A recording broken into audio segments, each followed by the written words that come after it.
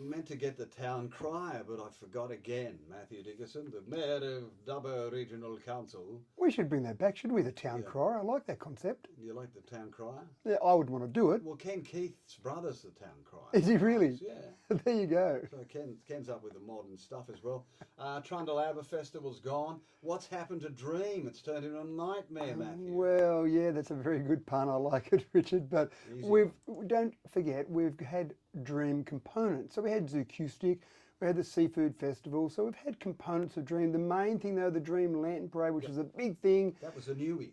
That's been going for a few years now, but it's been getting more popular every year. Even this week, we've had a woman by the name of Jilly here doing lantern workshops. About 350 lanterns were created by the school kids this week, so they're all going to be part of it. But it's just, and it looks a bit embarrassing when we look out the window now, it's not rain, but just the forecast for the amount of rain that we're going to get today and tomorrow, and the wind.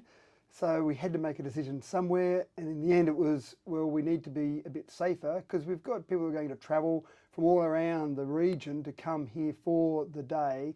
So in the end we had to call it. So Now, tough call. You gave the festival 40 grand, didn't you? We gave the festival about 40 off the top of my head, yes. But remember that it's about $100,000 to run it. We've got some great sponsors like Macquarie Credit Union, like Kintyre Estate, like NextGen Civil. So they put in a lot of money to help run it as well.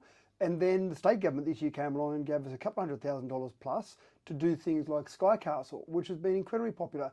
We've got some mobile phone tracking technology used around Sky Castle, so when people go and visit that, and they visit for more than 80 seconds, and they only visit once for the day, we only count them once for the day. So far, we're going to see probably 70,000 different people go and visit Sky Castle. Individual counts, not multi. No, if you go back the next day, it'll still count your game. If you go back 10 times in one day, it only counts you once. You go back 10 times in one day, I'll be going to a psychic. Very concerned, that's right.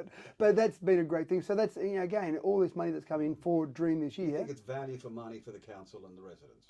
The $40,000, I think, absolutely is. The couple $100,000 from the state government, I'll take state government money every single day of the week. Thank you very much. So that's been a different thing to add to it as well. But yeah, I think the $40,000 for what we generate out of that to create this $100,000 event, I think that's value for money. And again, what we've got to do is just keep making sure we look at how we change it. And Sky Castle this year was something different, but look at how we change, look how we modify, and keep bringing people in. Yeah, without being a drama queen, with the floods we've had and the impact that it's going to have on your budget, both on all three levels, starting at the top, going down to your level of Dubbo Regional Council, can you see that that grant money not exist next year because you're going to have to fix up stuff? I think there'll be a lot of pressure on both other levels of government to put money into roads.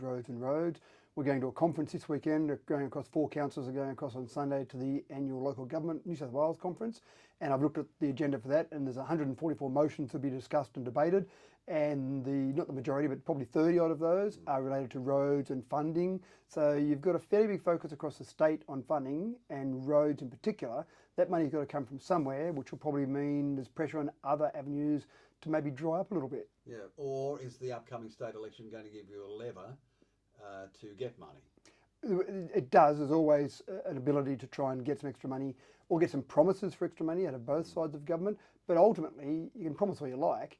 It's got to come from somewhere. It's got to exist somewhere. Yeah, we've found that with the Macquarie Homestay now, you see. Yeah, that's exactly right. That's a shame too. The local government reckons that councils were now spending up to about 90% of your capital works budget on road repair. Would you concur with that? I wouldn't go as far as 90%, but this year, this financial year, we're spending $28 million of our overall budget on the roads. $7 million of that is on just normal maintenance. $21 million is doing some major upgrades in some areas like Wheelers Lane. There's a section there, we're doing a major upgrade there. So it's a fair chunk of change. And when people say, and I do get calls and emails every day about the roads, there's no doubt it's the number one topic people want to talk about.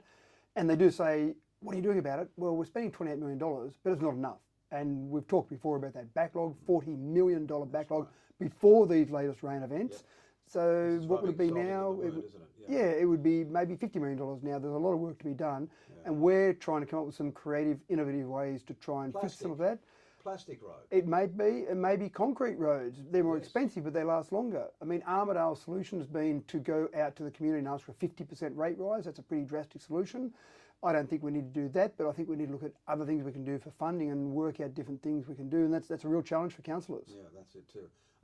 800,000 for Stuart Town. What's this? So this is Burrendong Way. There's a fair bit of money being spent around Burrendong Way. That 800,000 is 400,000 from council and 400,000 from Transport for New South Wales. You've also got some bridges. Work's being done. In fact, work's been done for some time there. I would have liked to think they would have been finished, but some of the weather recently has meant that they can't get in and finish those two bridges, some bridges on Burrendong Way as well there. So there's some money being spent, and that's what I mean. When people say, why aren't you fixing the roads? There is money being spent, significant sums of money that's being spent on various areas around the LGA. But keep in mind, we've got in the vicinity of 2,700 kilometres of roads in the amalgamated LGA. So there's a lot of roads to fix up. About half of that, very roughly, half of that is dirt, and dirt roads take a bit of maintenance as well. So it's not like they're maintenance free. They take some grading and some maintenance as well. We shouldn't have dirt roads. Oh, it'd be lovely, wouldn't it? But again, to turn a Something dirt road, plastic road, you roll it out like a carpet. You know what I mean? I always think that there's got to be other ways to do it. But at the moment, the cost to turn a dirt road into a bitumen road, just one lane each way, roughly, you pay about $1 million per kilometre. So if we were going to take 1,300 kilometres, roughly, of dirt and turn it into bitumen, that's $1,300 million or $1.3 billion. We don't have that sitting around in loose change at the moment, unfortunately. Yeah, thanks. That's a very nice contribution, Richard. It certainly is. You should put your hat around the council chambers today and buy a Powerball ticket for next week. It's 160 million. Yeah, that'd get us some way. Yeah, definitely. Solve the issue. That'd solve our backlog. It wouldn't turn on our dirt roads into bitumen, though. Yeah. Disabled car spaces. There's no such thing. Warren Street and Arthur Street. There's no such thing as a disabled car space. It is a car space for the disabled driver. Correct. Yeah. Yes. What are you doing, Warren Street and Arthur Street? There are two historic. Taking them away. Yeah, there's two historical car spaces in Wellington that aren't used at the moment by disabled people. We've done some surveys, looked at the usage of those. They're not used by anyone. So people who do the right thing that haven't got the disabled sticker, they're not using them. But people that have got the disabled sticker. Not using a disabled sticker. Sorry? They're not using a disabled sticker. Well, people that have the disabled sticker are not using those two car parks. You can get a disabled sticker on your computer. You can just make one up. Disabled, Australian disabled. I'm sure our honest residents you can buy a suction cap from Mitre 10, stick it on your windscreen, and hallelujah. That's right. I'm sure our nice, honest residents would not do that, Richard, but they're just not being used. It's as simple as that. Yeah. So we did talk to some people in the Wellington community about those too, and so we're now converting them away from being spots for the disabled to be normal car parking spots. Oh, okay. Do you need them? You need more car parking everywhere. Yeah, there's definitely pressure on car parking spaces as well. Is there a car space outside the restrooms at Wellington Park in Cameron? There are lots of car parks out the front of the restrooms, more car parks than the restrooms need. In other words, we probably need more restrooms because when buses pull up, for example, it takes them too long to go through the toilets there. And that was an interesting change. They took a toilet that had multiple stands or multiple stalls in that toilet and took it back to basically one male, one female and one disabled, which seems like a backward step, and we've got to work out what to do there because it's already been built, and if you're going to add to it, build another one, that costs more money again. What's a unisex toilet? Just one that can go either male or female. Sounds like just a stall to me, because males, we're pretty good, Richard. We can use either. Oh my God. This is a family show. Dubbo Regional Livestock Markets. What are you doing to my livestock market? Well, reviewing everything. We're basically reviewing all the operations of council, all the business operations of council, everything to see what the best way to operate those is or those are. If you look at the livestock markets, he'll tell you. Well, that's exactly right, unfortunately. But when we looked at livestock markets years ago, there were some different options on the table. I'm going back maybe 10 or 12 years ago. Do we sell them? Do we lease them out? What do we do with them? And all those same discussions will be had this time around, but it's just trying to review the operations there and see if it's the best value for money for the Dubbo community and also the money they inject into the Dubbo community, make sure that still keeps coming. Certainly does. Another great sale yesterday and today there's a store sale too. Thank you for your time. Matthew Dickerson, Town Crier, absent today. Enjoy the rest of your day. It's 8 o'clock. My pleasure, Richard. Today was the last interview that I'll ever do with Richard on 2DU because unfortunately Richard is leaving 2DU and leaving Dubbo. Now Richard has been a great contributor to our community in his time here, so I'd like to do a formal farewell to Richard. And the best way that I know how to do a formal farewell is via a poem. So this poem is called Farewell Richard. Today we sadly farewell 2DU's beloved Richard Perno, who could pacify a crowd or just as easily light an inferno. Some called him a shock jock, some said he was a journo, but what did you make of this man, Richard Purno? On Sydney radio in the 80s, he did initially succeed, and via 2UE he was heard in Dubbo via a satellite feed. Then on to Albury and Canberra, where he topped the surveys, and finally on to Dubbo, where he was asked to stop the malaise. On 27 April 09, he first started in our city, and soon gained a reputation for being hard-hitting and witty. He started later in the day, but once Leo de Croo was gone, he was moved to a new time slot. He started early in the morn. He soon gathered a following, and often it was said, "What about Richard this morning, talking to that hothead?